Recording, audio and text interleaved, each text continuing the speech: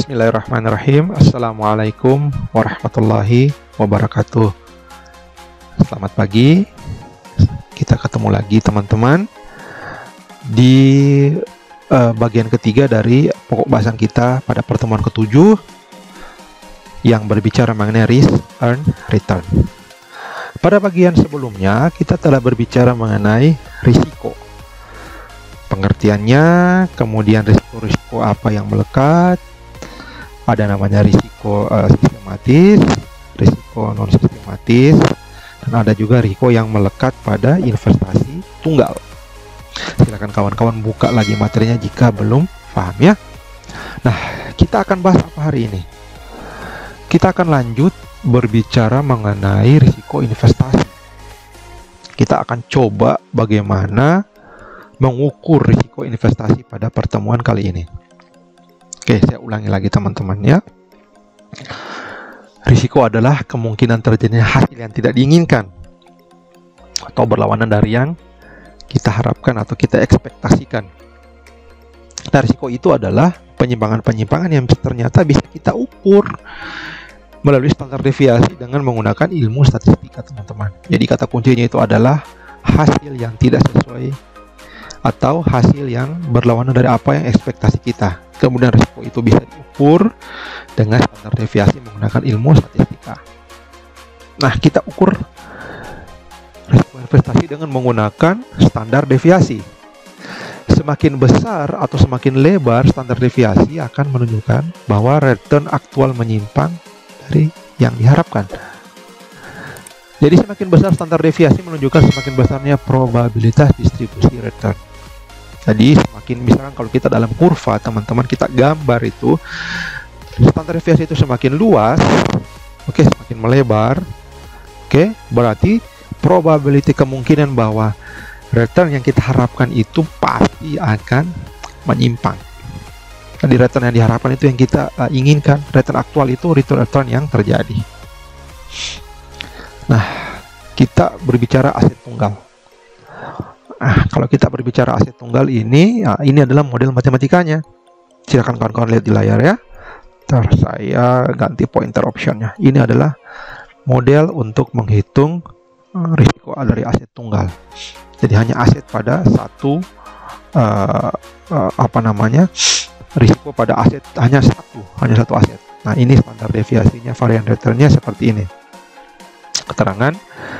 Nah, ini standar deviasi adalah varian return.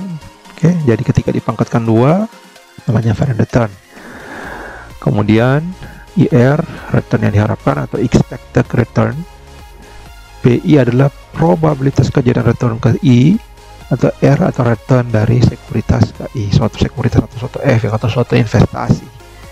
Oke, ini adalah aset tunggal. Ini adalah modelnya dan ini keterangannya. Nah, kita contoh masuk ke perhitungan saja. Nah, ini adalah contoh perhitungannya teman-teman, di mana returnnya sekian, probabilitasnya masukkan ke rumus varian. Nah, ketika standar deviasinya dimasukkan rumus 4,49%. Sekali lagi kawan-kawan perhatikan soalnya. Kita menghitung standar deviasi, kita berbicara saham ya, kalau kita investasi ke saham.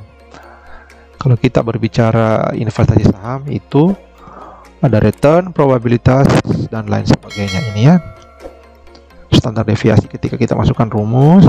Ini kan jumlahnya, ini variansinya. Ini jumlahnya, ini jumlahnya. Ini per 2 jadi 4,49%. Nah, oke. Ada contoh lain bahwa ada data pada 3 periode pengamatan. Periode per-1 probabilitasnya sekian, returnnya sekian. Periode kedua probabilitasnya 0,4, returnnya 18, sedangkan saham periode ketiga itu probability-nya 0,3 dengan returnnya 15%. Nah, kita berbicara risikonya. Nah, ini.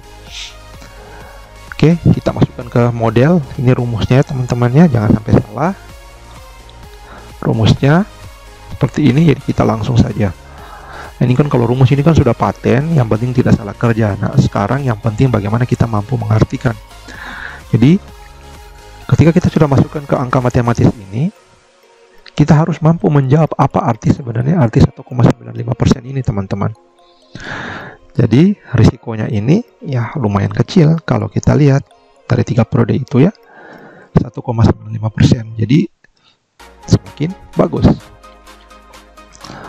Oke, kita saya akan jelaskan lagi di sini dulu sekali lagi. Saya ulang bahwa ini periode pengamatannya. Nah, ini di dalam 3 periode pengamatan, saham pada 3 periode pengamatan. Ada probabilitas sekian. Nah, kita akumulasi, kemudian kita menghitung risikonya. Kita masukkan ke model. Modelnya ini, kemudian hasilnya 1,95. Jadi risikonya itu ya masih dalam batas-batas wajar, 1,95. Bagi saya masih angka wajar karena di bawah 5%, masih bagus. Oke, nah sekarang kalau kita berbicara koefisien variasi, koefisien variasi itu menunjukkan risiko dari setiap return atau per unit return. Koefisien variasi adalah suatu ukuran standar dari penyebaran nilai yang diharapkan. Koefisien variasi dapat menunjukkan perbandingan risiko yang berarti ketika return yang diharapkan untuk alternatif pilihan investasi tidak sama. Jadi ini rumusnya, koefisien variasi adalah standard deviation return dibagi expected return. Ini rumusnya ya, ini sudah konstantanya.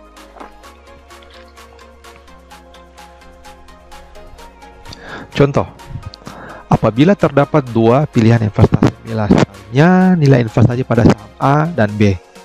Expected return-nya saham A itu 60, B 8%, standar deviasinya 15, 3, koefisien variasi 0,05, 0,37. Maka jika dilihat dari koefisien variasi, maka saham B, saham B 0,37 yang ini lebih berisiko, ya kan? Karena dia semakin melebar. 0,25 sekian. Misalkan kalau ada satu lagi di sini 0,23. Nah, itu yang semakin rendah. Ini yang paling tinggi.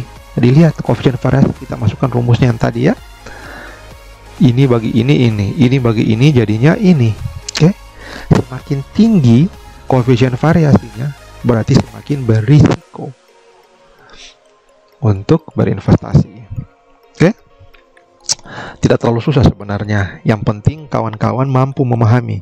Ada banyak rumus-rumus, tidak usah pertanyakan lagi rumusnya ini dari mana, itu adalah sudah konstanta. Tapi yang saya harapkan itu ketika kawan-kawan benar pekerjaannya, kawan-kawan mampu mengartikan apa arti dari hasil itu. Tidak peduli ini dari mana dapatnya, tapi itu sudah konstanta.